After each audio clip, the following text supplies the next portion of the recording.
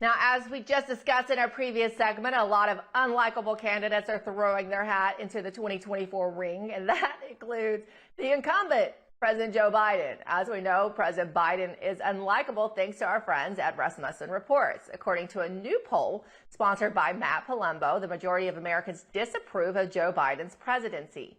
54% of Americans told Rasmussen they disapprove, while 44% say they approve.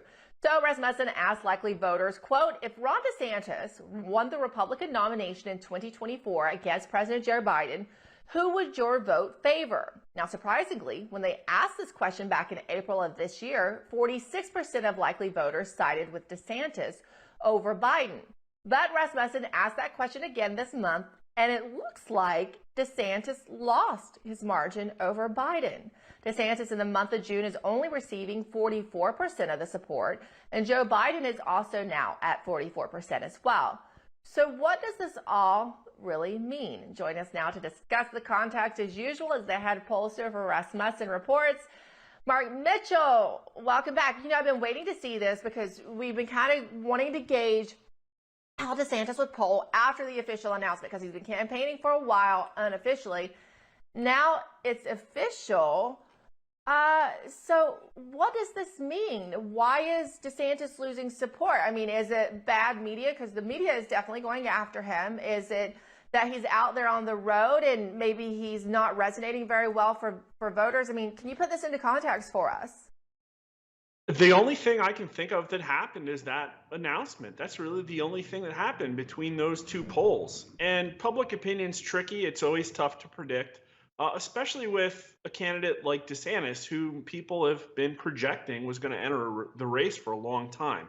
So that normal behavior you see out of one of these smaller candidates that probably doesn't have a shot, like probably didn't apply here. They didn't get that initial 5 or 6 point bounce and then sort of fade off into 2 or 3% obscurity. We knew that DeSantis was going to capture some portion of the Republican vote, and we've been polling on that for a long time. But I'll tell you one thing that was easy to predict. We did on this show just a few weeks ago when we were talking about that very same poll that showed DeSantis was going to beat Biden by 8 points and actually by a bigger margin than Donald Trump did by 1 point. And we went and compared the Trump electorate versus the DeSantis electorate in that poll. And what we found is that DeSantis's incremental support over Trump came from some very highly suspect places. Places like 18 to 39-year-olds, places like minority voters, places like Biden somewhat disapproves, and all of these things that I think the word I used was ephemeral. I can't remember. But comparing the demographics now, that's exactly what happened. Mostly the 18 to 39-year-olds and minority voters abandoned him, and all he did was declare his candidacy. So I think when people are given a choice and they think through, okay, well, like what's the new calculus? DeSantis is potentially likely to be the Republican nominee now. And now people are less likely to support him. One of the other questions we asked in that set is if the choice for a Republican nominee were between President Donald Trump and Ron DeSantis. And we'll get into the Republican numbers a little later, but on the top line number, all likely voters, 34% said they'd support Trump. 33% say they support DeSantis.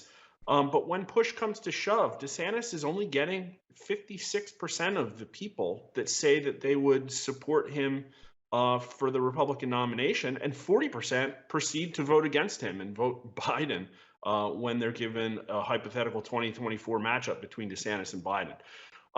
So exactly what happened is what I thought. And yeah, Biden's not very popular. Democrats don't need Biden to be popular. He's known, he's been around, people know what they're getting with Biden. And DeSantis is now a candidate on the national stage. And he now is looking much worse than Trump against Biden. And that is news. That's very surprising, and especially when he's lost the support of the 18 to 39-year-olds, considering that's basically the target audience for Twitter, right? He made the Twitter announcement, so one would think, well, maybe that would have resonated with the younger people, but it seems to have fallen flat. You kind of really have to question the decision to launch a campaign that way now, for sure. Yeah, I think part of the calculus was probably trying to figure out a way to get his voice out there to a group that maybe Trump doesn't poll as well but there's just groups that are not traditional Republican mainstays, and when I see them supporting a Republican candidate, I think it's very different than potentially the conservatives that are supporting RFK in the Democrat race. Those people, I think, are probably a lot more intentional with their support. They are reading his views, and I think with DeSantis, it's people still aren't sure. I mean, they say that he's been a great governor in Florida, and I think that's true. But what does that really mean? Well, some stuff about COVID, but COVID's behind us. So I think he really has to figure out a way to make a case on a national stage. Now, I'd love to get into the Republican numbers because I think the other part of this is, okay, now he is a candidate on the national stage and he's declared. And so now, does he have a bounce? And I think the answer to that is indeterminate. We're not sure, but I'd love for you to show the graphic of those numbers so we can get into it. Yeah. So on the Republican side, I mean, President Trump, well, not just Republicans, but just in general, he has a 2-1 lead over Florida Governor Ron DeSantis. Oh, that's GOP voters. Yeah, so that is the GOP voters. So I mean, that's a pretty handy lead. Exactly. And so to the question, did DeSantis get a bounce? There's yes and no, and there's a little polling wonkiness we have to get into. And it comes down to how we specifically ask the question. And so we could give voters the choice between just Trump or DeSantis and some other candidate, or we can show them all 10 candidates and say, who would you like? Do you really want to vote for Mike Pence? And what's interesting is that DeSantis' support actually seems to depend almost entirely on which way we ask the question. And so the last time we were talking about Trump versus DeSantis numbers, it was one of those questions where we gave people the choice of everybody, and Trump absolutely trounced DeSantis by, I think it was a 62 to 17 point margin. And that was only a couple weeks ago, but it was before the announcement. And so now, with Trump beating DeSantis 58 to 30% among Republicans, one could say, well, there's been a bounce. But this question was asked just a direct matchup. And the only other time we asked that was the beginning of February, which was admittedly Trump's low point. But back then, Trump only beat DeSantis, I think it was 45 to 32 points. And so since February, in an apples to apples comparison from a polling perspective, DeSantis has lost, I think it's overall about 15 points of support among Republicans. And all the other signs among Republicans are that this was not a popular move. DeSantis' favorability from November is now down massively among Republicans. It's down 22% for very favorable rating, and I think overall about 8 points down in favorable. So they still kind of like him, but there's some people that, it really knocked him off the top shelf, so to speak, among Republican voters. So they're not a popular move, and I think people have been questioning, why is he running on the right? Yeah, yeah. I think I understand why he's running. I know there's a lot of people that have prompted him to do so, and then there's also the question of, the federal case they're making against Donald Trump. Also now the Georgia Fulton County DA trying to construct a multi-state racketeering case. So that's always in the background.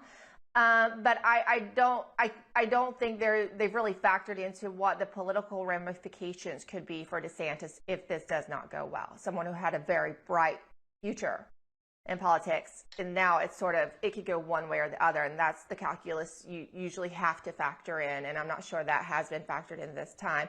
I know you're going to do polling this week because we got more people throwing in their hat on the Republican side this week, so I expect some numbers next week. I'm just wondering, though, senior producer Brianna Morello and I would love to see a poll matching up The Fly and Mike Pence as to who is more favorable with the American public. Remember The Fly that landed on Pence's head and caused quite a national stir?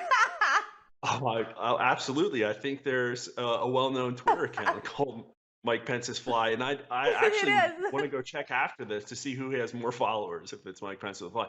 But we're due. Who gets more interaction? We're due for Mike Pence polling. We'll have to consider that. Yeah. So I'll see. I'll ask our managing editor and see what he has to say. But I would love to Oh, see man. Mike Pence All right. favorability. It's good to see you. Good to see you too. Yeah, always fun. We'll check back with you next week. Thanks, Mark.